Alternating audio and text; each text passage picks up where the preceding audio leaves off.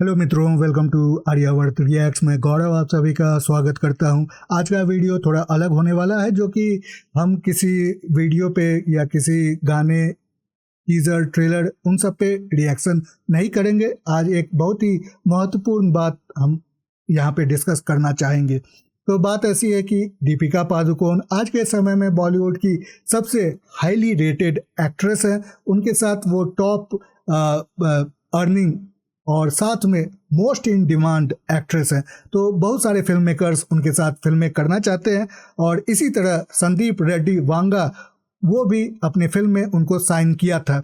इस फिल्म का नाम है स्पिरिट। अब स्पिरिट में प्रभास भी हैं और ये पहली बार होता है कि प्रभास और दीपिका पादुकोण एक साथ पेयर में नजर आती। इससे पहले दोनों ने काल्की 2898 AD में साथ में काम किया था, लेकिन दोनों पेयर में नहीं थे। तो अब हुआ है क्या कि कुछ ऐसी बातें निकल के सामने आई है जिसके कारण संदीप रेड्डी वांगा ने उनको फिल्म से निकाल दिया है और उसके बदले फिर तृप्ति डिमरी को उन्होंने साथ में ले आए हैं, जो कि पहले उनके साथ एनिमल में काम कर चुकी हैं।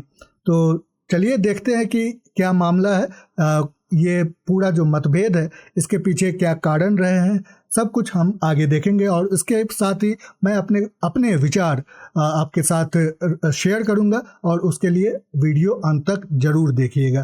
तो आगे जाते अनुरोध आपसे मैं करूं कि वीडियो को लाइक, सब्सक्राइब, शेयर जरूर करिएगा, साथ में पूरा वीडियो भी जरूर देखिएगा। Let's start.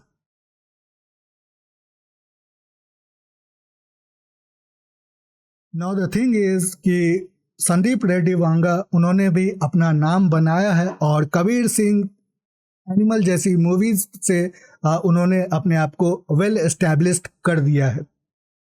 अब क्या क्या कारण रहे हैं, तो बहुत सारे समाचारों से हमें कंफर्म्ड कुछ न्यूज़ निकल के सामने आई हैं। साथ में र्यूमर्स वाले भी न्यूज़ काफ़ी आपको देखने को मिल रहे हैं और उसके साथ एलेज्ड न्यूज़ भी आपको मिल रहे हैं। तो कारण क्या रहे? कारण में कुछ पॉइंट्स हैं, जैसे कि दीपिका पादुकोण यहाँ पे ज़्यादा पैसे डिमांड कर रही थी। वो जनरली अभी उनकी फीस जो है वो एवरेज 10 करोड़ के आसपास है, लेकिन इस फिल्म में उनका मानना था कि उन्हें 20 से 25 करोड़ मिलने चाहिए थे। ये समाचारों में आया है। उसके साथ ये पैसों के साथ जो उनको ऑन हैंड मिलते, वो चाहती थी कि फिल्म अगर हिट होती है तो उसका प्रॉफिट शेयर भी 10% उनको मिले। ये पहला कारण रहा। दूसरा कारण वो चाहती थी क्योंकि वो अभी अभी नई नई माँ बनी है, तो घर में अपने बेटी के साथ समय व्यतीत करना चाहती थी। इसके कारण वो अपना जो समय शूटिंग में उनको लगता उसको थोड़ा कम करना चाहती थी। तो 100 दिन का ये शेड्यूल होता है शूटिंग का इस फिल्म का, लेकिन उसमें प्रतिदिन ये मात्र 8 घंटे शूट करना चाहती थी और उसके साथ अगर ओवर टाइम होता, यानी 100 दिन के बाद शूटिंग जारी रहती, तो उसका भी ओवर टाइम भी इनको पैसे में चाहिए थे।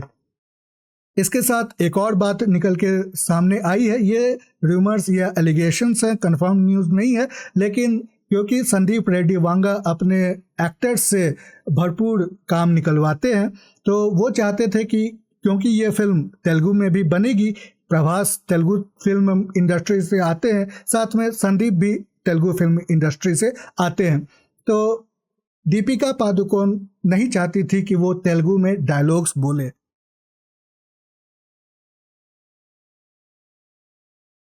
अब संदीप रेड्डी वांगा उन्होंने अपने एक्स अकाउंट से एक पोस्ट डाला है और उसमें क्लूज दिए हैं। डायरेक्टली किसी का नाम नहीं लिया है, लेकिन सभी को पता है कि दीपिका पादुकोण के बारे में ही बात कर रहे हैं।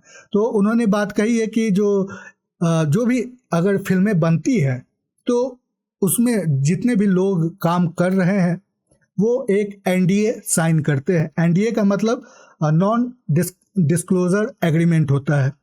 ये इसीलिए साइन किया जाता है कि फिल्म में जितनी भी कंटेंट्स होंगे, स्टोरी लाइंस है या और भी जो चीज़ें फिल्म मेकर्स चाहते हैं वो सीक्रेट रहे, वो पब्लिक में ना जाए, वो मीडिया में ना जाए, वो लीक ना हो, ताकि ऑडियंस जो है उनका इंटरेस्ट बना रहे इस फिल्म को लेके। ये नॉन डिस्क्लोजर एग्रीमेंट ब्रीच हुआ है, ऐसा मानना है संदीप। और उसके साथ उन्होंने ये भी कहा है कि जो उनकी दीपिका पादुकोण की पीआर टीम है वो इसके पीछे है, और वही पीआर टीम ने एक मीडिया आउटलेट को ये स्क्रिप्ट लीक कर दी थी। उसका जो मीडिया आउटलेट है उसका नाम पिंक विला है। अब उसके साथ तृप्ति डिमरी, जैसे मैंने बताया था कि फिल्म में वो दीपिका पादुकोण को रिप्लेस कर रही हैं, उनके ऊपर भी दीपिका पादुकोण की जो पीआर टीम है ये ऐसे आर्टिकल्स न्यूज़ में या मीडिया में लेके आ रही हैं जिससे उनका नाम खराब हो, जिससे उनका जो अपना एक स्टैचर है उस पर दाग लगे। अब बात ऐसी है कि इसमें इंटीमेट सीन्स हैं, तो तृप्ति डिमरी एनिमल्स में भी इस तरह का एक रोल कर चुकी है जिसमें इंटीमेट सीन्स थे और वहाँ कंफर्टेबल थी। तो उसी को लेके यहाँ पे जो स्टोरी लाइन जो न्यूज़ निकल के सामने आ रहे हैं तृप्ति डिमरी को टारगेट करते हुए कि वो बस इसी सीन्स के लिए ही सेलेक्ट की जाती है। तो इसी पे संदीप रेड्डी वांगा ने ये बात कही थी कि क्या यही दीपिका पादुकोण का नारीवाद है, क्या इसी वजह से दीपिका पादुकोण अपने आप को फेमिनिस्ट कहती है कि एक यंग एक्ट्रेस को इस तरह से मीडिया में इंसल्ट करना।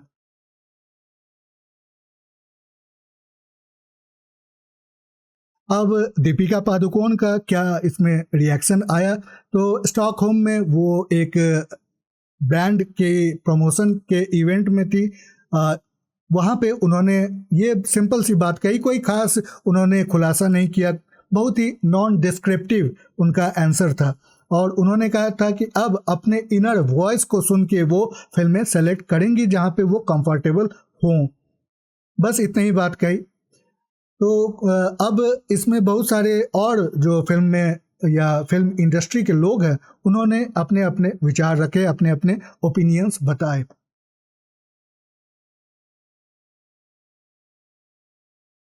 तो जो सेलिब्रिटीज़ इस मामले में दीपिका के साथ हैं उनमें नाम अगर मैं लूँ तो अजय देवगन खुल के सामने आए और दीपिका के साथ हैं। काजोल उनकी पत्नी और नई फिल्म की एक्ट्रेस जो अभी आ रही है माँ, ये अजय देवगन की प्रोडक्शन की तरफ से है और उसमें काजोल दिखेंगी। उसके साथ हम ये भी देख रहे हैं कि मणि रत्नम वो भी दीपिका के साथ हैं और उनकी भी एक फिल्म आ चुकी है जिसका नाम ठग लाइफ था, उस समय नहीं आई थी लेकिन अब रिलीज हो चुकी है। उसके साथ हम सैफ अली खान को भी देख रहे हैं और भी बहुत सारे लोग उनके साथ हैं, लेकिन कुछ बैलेंस्ड व्यू रखते हैं जैसे कि राणा दुग्गावती या फिर रश्मिका मंदाना।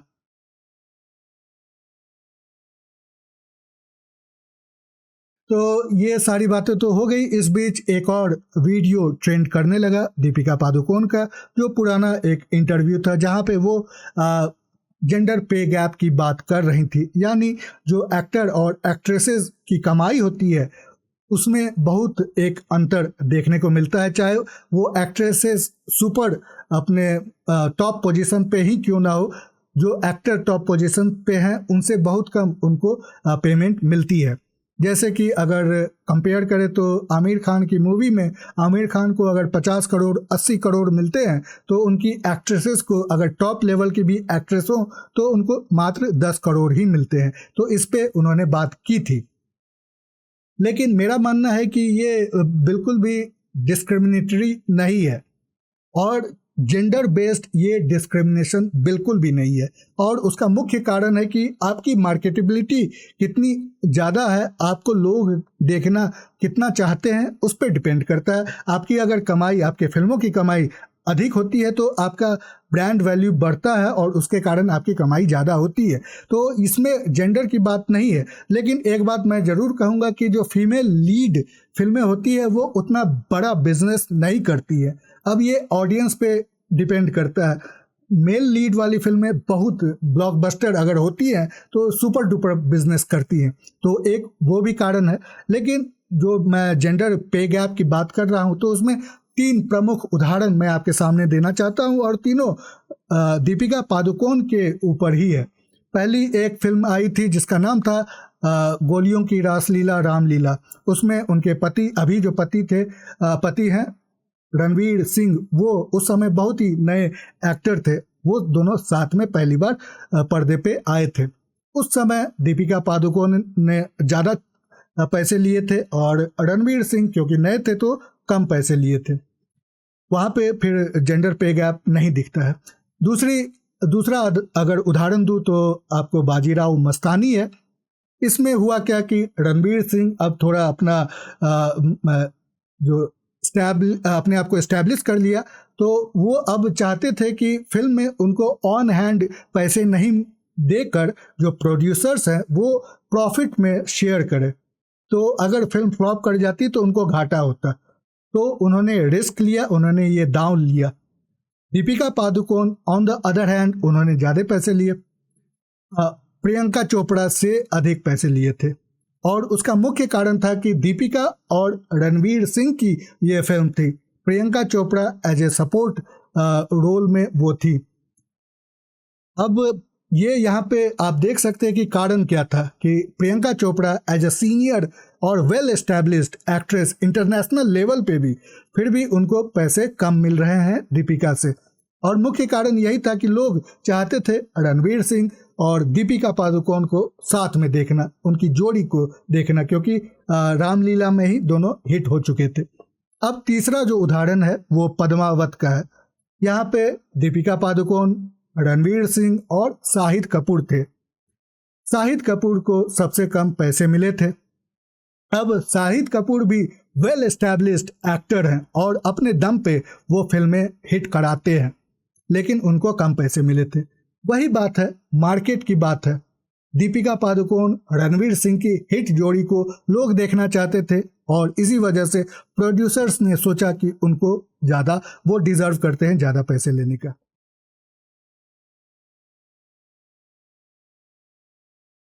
फिल्म जो होती है या फिल्म मेकिंग जो होती है, इसमें कोई फिक्स्ड टाइम टेबल नहीं होता। ये आम जो हमारी जॉब्स होती हैं वो वैसी ये जॉब नहीं है। ये आपको कोई साइन करता है, कोई कॉन्ट्रैक्ट लेता है, फिर कुछ दिन का वो कॉन्ट्रैक्ट होता है, उसमें आपको सारे शूटिंग्स करने पड़ते हैं। इसमें शिफ्ट जो हो सकते हैं वो 4 घंटे के भी हो सकते हैं और 16 घंटे के भी हो सकते हैं, और उस बीच में भी जितने भी आपको घंटे लग सके। और उसका मुख्य कारण है कि अगर आप नए आर्टिस्ट हैं तो आपको ज़्यादा समय देना पड़ेगा अपने आप को इस्टेब्लिश करने के लिए। अगर आप बहुत ही वेल एस्टैब्लिश्ड एक्टर्स हैं तो वो आप डिमांड कर सकते हैं कि थोड़ा कम समय दे सके। अब यहाँ पे एक और बात है कि फिर मेकअप भी करना होता है, लोकेशंस चेंज करने होते हैं, तो बहुत सारी बातें हैं, रीटेक्स बहुत होते हैं, तो इसीलिए कोई फिक्स टाइम टेबल नहीं होता है। इसीलिए मैं समझता हूँ कि अगर दीपिका पादुकोण अपने बेटी के साथ समय व्यतीत करना चाहती हैं तो घर पे रहें, और अच्छी खासी उनकी इनकम है और बहुत लग्जूरियस लाइफस्टाइल है उनका, तो वो 4 साल तक उनके पास इतने पैसे हैं कि आराम से वो जीवन व्यतीत कर सकती हैं अपने बच्ची के साथ। और उनके साथ रणवीर सिंह, वो भी फुल ऑन एक्टिव बॉलीवुड के वो एक्टर है, तो वो भी कमाई करते ही अपने घर के लिए। तो ये मुझे रैशनल समझ में नहीं आया। आपको घर पे भी बैठना है और आपको काम भी करना है। एनीवेज, ये मेरे अपने विचार थे। आपको कैसे लगे आप अपने विचार मेरे कमेंट सेक्शन में ज़रूर लिखे बताएं। साथ में लाइक, सब्सक्राइब, शेयर करना बिल्कुल भी नहीं भूलिएगा। पूरा वीडियो देखने के लिए बहुत बहुत धन्यवाद। मिलते हैं अगली बार, तब तक के लिए बाय बाय।